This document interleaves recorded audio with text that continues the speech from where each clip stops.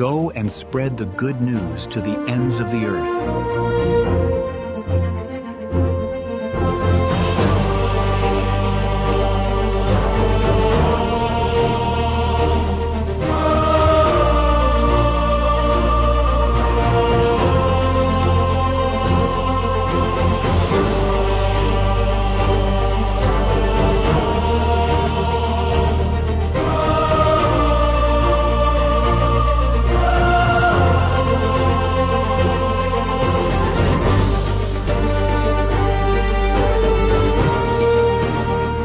నాదినియందు ప్రియమైన సహోదరి సహోదరులారా, ఈరోజు శ్రీసభలో దైవారాధన సంవత్సర చివరి ఆదివారంలో గొప్ప పండుగను క్రిస్తురాజ్య మహోత్సవమును కొనియాడుతున్నా.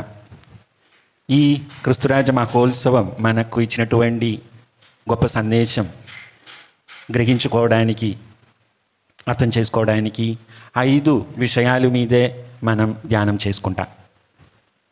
మొదటిది, క్రీస్తు మనకు ఎలా రాజు అయ్యారు. రెండవది, క్రీస్తు యొక్క రాజ్యం ఎట్లా ఉండదు. మూడవది, క్రీస్తు తన యొక్క ప్రజలను ఎట్లా పాలిస్తున్నారు. నాలుగవది, క్రీస్తు రాజ్యం యొక్క గొప్ప గుణం, ఆయనలో మనకు కనిపిస్తున్న గొప్ప ఆదర్శం, గొప్ప గుణం, రాజ్యం యొక్క గుణం ఏంటి. ఐదవది, ఈరోజు ఈ పండుగ కొనియాడేటప్పుడు మనం క్రైస్తవులైనటువంటి మనం ఏం చేయాలి. ఈ 5 అంశాల మీద కొంచెంసేపు మనం అందరం కలిసి ధ్యానం చేసుకుంటాం. మొదటిది, క్రీస్తు మనకు ఎలా రాజు అయ్యారు. ఈ అంశం గురించి పునీత పౌలు ఈనాటి 2వ పఠనంలో మనకు తెలియజేస్తుంది. పునీత పౌలు కొలీసియులకు రాసిన లేఖలో 1వ అధ్యాయం 13-20వ వచనం ఎవరైనా చదవగలరా?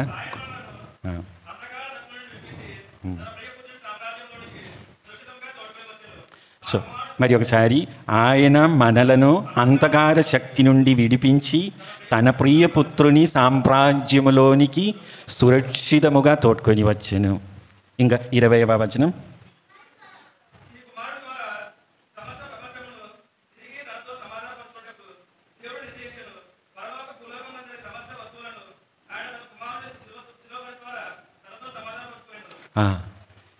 చివరి వాక్యం, తన కుమారుని శిలువ బలి ద్వారా తనతో సమాధానపరచుకొనెను. ఈ లోకమంతయు ఆయన ఆధీనానికి తీసుకొని వచ్చేది ఆయన శిలువ మరణం ద్వారా. నేను తొలి పలికల్లో చెప్పినట్లు క్రీస్తు మనకు ఎట్లా రాజు అయ్యారంటే ఆయన శిలువ మరణం ద్వారానే. ఒకరోజు ఒక క్లాసులో ఉపాధ్యాయుడు తన విద్యార్థులతో మీకు రాజు ఎట్లా కనిపిస్తాడో అని ఒక డ్రాయింగ్ ద్వారా చూపించగలరా అని అడిగారు. పిల్లలందరూ పేపర్ తీసుకొని వాళ్ళ దృష్టిలో రాజు ఎట్లా కనిపిస్తుందో అని వాళ్ళు డ్రాయింగ్ చేశారు. దాదాపు అందరూ వాళ్ళు చేసిన డ్రాయింగ్లో రాజుని ఒక సింహాసనంలో కూర్చోపెట్టి స్వర్ణ కిరీటాలు, మంచి బట్టలు అన్నీ పెట్టి అట్లా రాజు అనే వారి డ్రాయింగ్ ద్వారా ప్రదర్శించారు. కానీ ఒక బాలుడు, ఒక విద్యార్థి ఏం చేశారంటే ఆయన డ్రాయింగ్లో రాజుని ఒక సాధారణ మనిషిగా డ్రాయింగ్ చేశారు. స్వర్ణం లేదు, కిరీటం లేదు, మంచి బట్టలు లేదు, జస్ట్ సాధారణ వ్యక్తిగా ఆయన డ్రాయింగ్ చేసి. అది చూసి ఉపాధ్యాయ టీచరు ఆ అబ్బాయితో అడిగారు, ఎందుకు మీ రాజుకి కిరీటం లేదు? అప్పుడు అలా అడిగేటప్పుడు ఆ అబ్బాయి ఏం చెప్పిందండి, నా రాజుకి కిరీటం అవసరం లేదు, నా రాజు నా హృదయంలో ఉంది, నాతో ఉంది, ఆ రాజు యేసు ప్రభు అని ఆ అబ్బాయి సమాధానమిచ్చారు. ప్రియ సహోదరి సహోదరులారా, యేసు ప్రభువు మనకు ఎలా రాజు అయ్యారంటే ఆయన మనకు చూపించిన ఆ త్యాగముతో చెందిన ప్రేమతోనే, ఆ ప్రేమతో వలననే ఆయన కల్వరి కొండలో సిలువలో మరణించి ఆయనకు పెట్టినటువంటి కిరీటం ఏమిటి?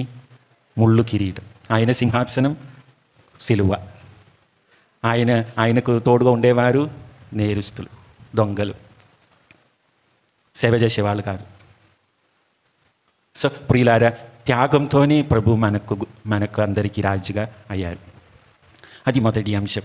రెండవది, క్రీస్తు ప్రభు యొక్క రాజ్యం ఎట్లా ఉన్నది, ఎలా ఉంది, ఆ అంశం మనకు తెలియజేసినది ఈనాటి భక్తి కీర్తన 122వ భక్తి కీర్తన. ఎవరైనా 7-8 వాక్యాలు చదువుతారా?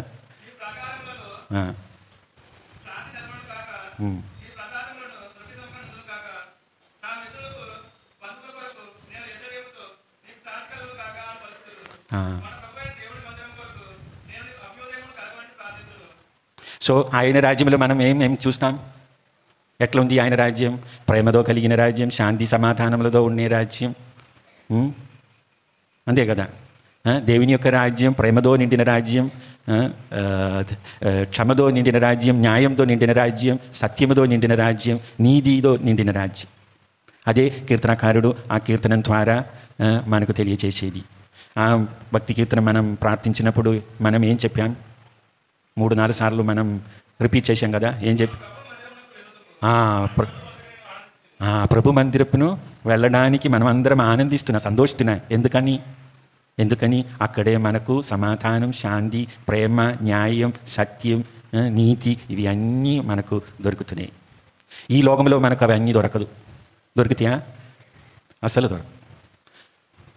సో అది దాని గురించి నేను ఎక్కువ చెప్పడానికి అవసరం లేదు. ఈ రాజ్యంలో మనం చూస్తున్న విషయాలు, సంఘటనలు మనం పరిశీలన చేస్తే మనకు శాంతి, సమాధానం, సంతోషం ఇవి అన్నీ మనకు దొరకదు ఈ రాజ్యంలో. కానీ యేసు యొక్క రాజ్యం సత్యం, నీతి, న్యాయం ఈ విషయాలతో నిండి ఉన్నది. మూడవ అంశం, ప్రభు మనల్ని ఎలా పరిపాలిస్తాడు, క్రీస్తు రాజ్యం తన ప్రజలని ఎట్లా పాలన చేస్తాడు అనేది మనకు ఈనాటి మొదటి పఠనం ద్వారా తెలియచేస్తుంది. సామువేలు రాసిన 2వ గ్రంథం 5వ అధ్యాయం 2వ వచనం చదవండి. పూర్వం సౌలు పరిపాలించినప్పుడు ఇశ్రాయేలు సైన్యములను నడిపించిన వాడు నీవే. యావే, నీవు నా ప్రజలకు కాపరివి, నాయకుడవు అయ్యదవని నిన్ను గూర్చియే సెలవిచ్చినది. ఓకే. సో ఇశ్రాయేల్ ప్రజలు ఎవరి దగ్గర వెళ్ళి ఈ మాటలు చెప్పినాయి? దావీదు రాజు. ఏం చెప్పారు వాళ్ళు? నీవు నా ప్రజలకు కాపరి, నా నాయకుడు. ఈరోజు ఈ క్రీస్తురాజు ప్రభు యొక్క ఈ పండుగను కొనియాడేటప్పుడు ఎందుకు శ్రీసభ మనకు ఈ పరిశుద్ధ గ్రంథ పఠనం మనకు ధ్యానం చేయడానికి ఇస్తున్నారు? ఇక్కడ దావీదు రాజు గురించి మనం విన్నాం. ఆయనని రాజుగా ప్రకటించిన ఆ భాగం మనం విన్నాం. కానీ ఎందుకు శ్రీసభ ఈ పరిశుద్ధ గ్రంథ భాగం మనకు ధ్యానం చేసుకోవడానికి ఇస్తున్నారు? కారణం ఏమిటి? ఎందుకు దేవుడు దావీదుని రాజుగా ఎన్నుకున్నారు? ఆయన ఎన్నుకొనబడే ముందు ఆయన చేసినటువంటి పని ఏమిటి? గొర్రెల కాపరి. సో దేవుడు ఎట్లా తన ప్రజలనే పాలిస్తున్నారంటే, దేవుడు తన ప్రజలనే ఒక కాపరిగా పాలన చేస్తున్నాడు. అది చేసుకోవడానికి ఈ భాగం మనకిస్తుంది. దావీదు రాజు ఒక గొర్రెల కాపరిగా పనిచేసిన ఒక అబ్బాయి. ఆయన ఎన్నుకొని పెద్ద రాజుగా అభిషేకం చేశారు. నీవు నా ప్రజల కాపరి అని. అది మనకు ఈ విషయం మనకు మరీ క్లుప్తంగా సువిశేష పఠనంలో మనకు యేసు ప్రభు మనకు తెలియజేస్తున్నారు. యోహాను రాసిన సువిశేషం 10వ అధ్యాయం 11వ వచనం చదవండి. యోహాను గారు రాసిన సువిశేషం, నేను మంచి కాపరి గొర్రెల కొరకు తన ప్రాణమును దారపోయెను. గొర్రెల కొరకు తన ప్రాణమును దారపోయి. ఇంకా నెక్స్ట్ వర్డ్స్ అని మనం చదివితే అక్కడే ఎలా ఒక మంచి కాపరి ఉంటారని విషయం మనకు తెలియచేస్తున్నాయి. సో ఎట్లా పాలన చేస్తారు ప్రభు మనల్ని? కాపరిగా. చివరకు మన కోసం, మన శ్రేయస్సు కోసం, మన క్షేమం కోసం ఆయన యొక్క ప్రాణాన్ని త్యాగం చేసి మనల్ని కాచి కాపాడుతున్నారు. అట్లా యేసు ప్రభు మనకు పాలన చేస్తున్నారని ఈ మొదటి పట్టణం మనకు ఈ దావీదు రాజు యొక్క సంఘటన ద్వారా ఎన్నుకొని అభిషేకించిన సంఘటన ద్వారా మనకు శ్రీసభ ఈరోజు తెలియజేస్తున్నారు. ఒక హిందూ పురాణంలో ఒక మంచి రాజు ఒక చిన్న కథ. ఈ మంచి రాజు ఏం చేశారంటే ఆయన రాజ్యంలో అప్పుడప్పుడు మంచి బట్టలోకి రాజులాగా వెళ్ళకుండా అప్పుడప్పుడు ఒక సాధారణ వ్యక్తిగా నగరానికి, నగర ప్రాంతానికి, వీధులకి వెళ్ళేవారు. సాధారణ వ్యక్తిగా, ఎవరికి రాజు అని తెలియకుండా అక్కడ పలు చోటలో వెళ్ళి పేదవాళ్ళతో, ఎవరు లేని వాళ్ళతో, అందరితో కూర్చొని మాట్లాడి, అట్లే ఈ తన రాజ్యంలో తన ప్రజలు ఎట్లా జీవిస్తున్నారని తెలుసుకోవడానికి ఆయన ఇది చేశారనమాట. తన రాజ్యంలో ప్రజలు ఎట్లా ఉన్నారని, వారి యొక్క బాధలు, కష్టాలు ఏమి అని తెలుసుకోవడానికి ఆయన ఇట్లా చేసేవారు. అప్పుడప్పుడు ఒక సాధారణ వ్యక్తిగా తిరిగేవారు, ప్రజలతో మాట్లాడేవారు. సో ఒక బిచ్చగాడిని చూసి ఆయనతో ఎక్కువసేపు మాట్లాడి ఆయనకు కొంచెం సహాయం చేసినప్పుడు ఒకరోజు ఆ వ్యక్తి రాజుతో ఈ బిచ్చగాడు ఏం చెప్పారంటే, నీవు ఎవరని నాకు తెలియదు, కానీ మీలాంటి వాళ్ళు మా రాష్ట్రాన్ని పాలన చేస్తే ఈ రాష్ట్రమంతా, ఈ లోకమంతా ప్రేమతో నిండిపోయి. ప్రియమైన ప్రజలారా, ప్రభు మనన పాలన చేసేది మన మీద కూర్చొని కాదు, ఆధిపత్యం అధికారం చూపించి కాదు, క్షమతోనూ, దయతోనూ, కరుణతోనూ, న్యాయంతోనూ, నీతితోనూ మంచి కాపరిగా మనల్ని పాలన చేస్తారు. అటువంటి రాజు క్రీస్తురాజు. 4వ అంశం, క్రీస్తురాజులో మనం చూస్తున్న గొప్ప గుణం ఏంటి? అది మనకు ఈనాటి సువిశేష గ్రంథ పఠనం ద్వారా ప్రభు మనకు తెలియజేస్తున్నారు. సువిశేషం లూకాసు వార్త 23వ అధ్యాయం 42-43 వచనాలు చదవండి.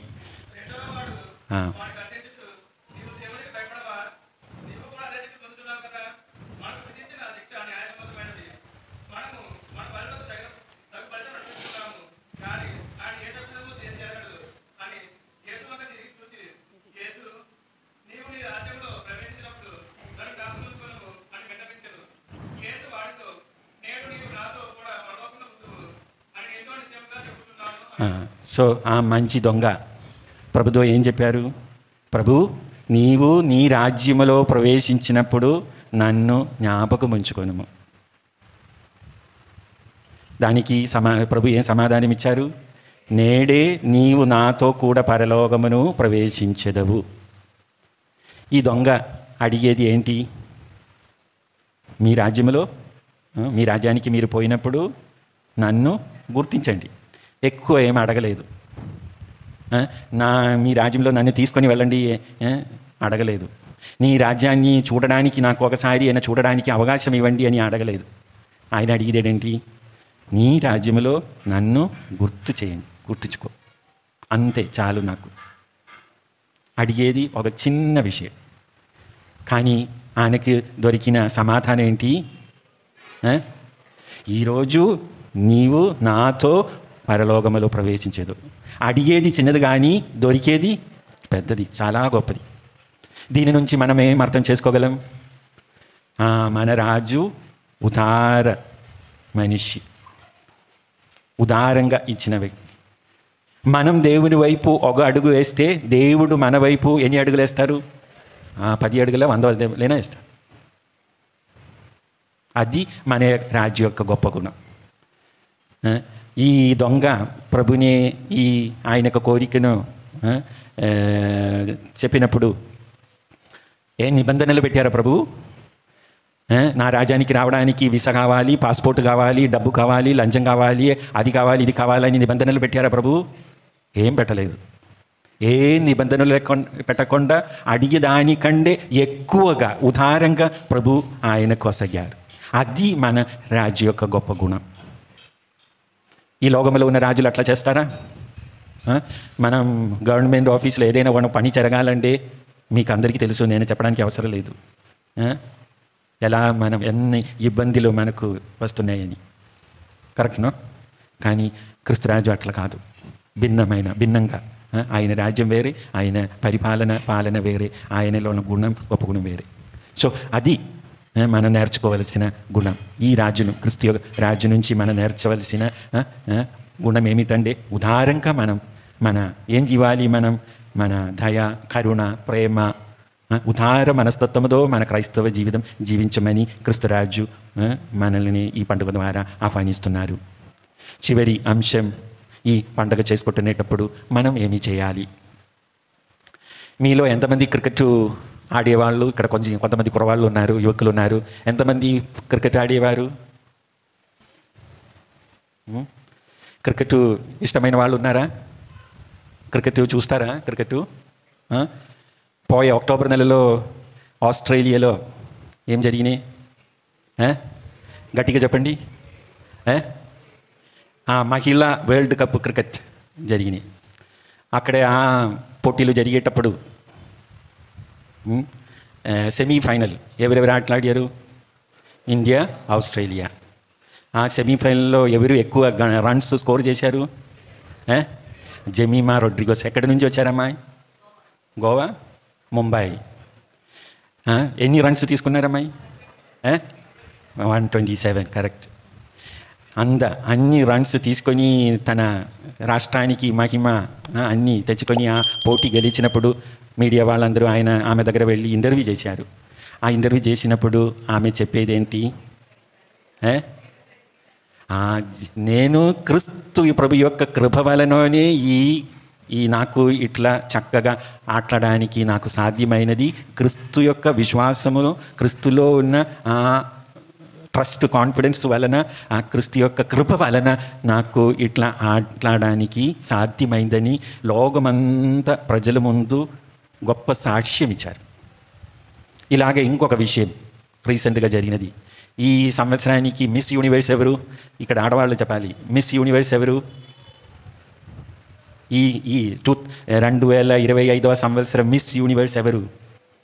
ఈ రీసెంట్గా ప్రకటింపబడినాయి. ఆమె కూడా క్రిస్టియన్ అని. పేరు? ఏ రాజ్యం నుంచి, ఏ రాష్ట్రం నుంచి? మెక్సికో. ఆమె పేరు ఫాతిమా బౌస్క్. ఆమె కూడా ఈ మిస్ యూనివర్స్ పోటీ గెలిచిన తర్వాత చెప్పిన మాట ఎవరికైనా తెలుసా? ఆమె చెప్పింది, long live Christ the king. అదే ఆమె చెప్పేది. Long live Christ king. క్రీస్తురాజు ఎక్కువ దీర్ఘ సంవత్సరాలు జీవించిన కానీ లోకమందరి ఉన్న అందరి ముందు ఏం సిగ్గుపడకుండా, ఏం ఇబ్బంది లేకుండా అందరి ముందు ప్రకటించారు, long live Christ the king. క్రీస్తురాజు జీవించిన కాక. సో ఆ మిస్ యూనివర్స్, ఈ మిస్ యూనివర్స్ ఈ లోక సంబంధమైన ఒక పోటీ. ఆ పోటీలో కూడా క్రైస్తవురాలుగా ఉన్న ఈ అమ్మాయి ఆమె యొక్క విశ్వాసాన్ని, ఆయనకు క్రీస్తు ప్రభువులో ఉన్న ఆ విశ్వాసాన్ని, నమ్మకాన్ని అందరి ముందు ఏం ప్రాబ్లం లేకుండా ప్రకటించారు, గొప్ప సాక్ష్యం ఇచ్చారు. సో కనుక ప్రియులారా, ఈ పండుగ మనం చేసుకుంటునేటప్పుడు మనం చేయవలసినది ఇదే. మన హృదయం క్రీస్తురాజు కూర్చోవడానికి కోరుతున్న సింహాసనం ఏమిటి? క్రీస్తు ప్రభు మన యొక్క రాజు కూర్చోవడానికి కోరుతున్న సింహాసనం ఏమిటి? మన హృదయం, మన అందరి హృదయం. ప్రభు మన హృదయాల్లో ఉండాలని కోరుతున్నారు. సో ఈ పండుగ చేసినప్పుడు మనం చేయవలసినది, మన హృదయంలో క్రీస్తురాజు జీవించాలి, మన కుటుంబంలో క్రీస్తురాజు జీవించాలి, మన సంఘములో క్రీస్తురాజు జీవించాలి. అలాగ జీవించినప్పుడు అందరి ముందు ఫాతిమా బౌస్క్ లాగా, మిస్ యూనివర్స్ లాగా, అలాగే ముంబై నుంచి మన సోదరి జమీమా రొడ్రిగోస్ వలె అందరి ముందు క్రీస్తురాజు నా రాజు అని, నా హృదయాన్ని, నా జీవితానికి రాజు అని మనం ప్రకటింపజేయగలం. అట్లాంటి ధైర్యము, అట్లాంటి గట్టి నిర్ణయం మనం జీవితంలో ఉండటానికి, క్రీస్తురాజు యొక్క ప్రజలుగా, శిష్యులుగా జీవించడానికి కావలసిన అనుగ్రహములు మనకందరికీ దయచేయమని ఈ పూజా బలిలో ప్రత్యేక విధముగా ప్రార్థన చేద్దాం. ఆమేన్.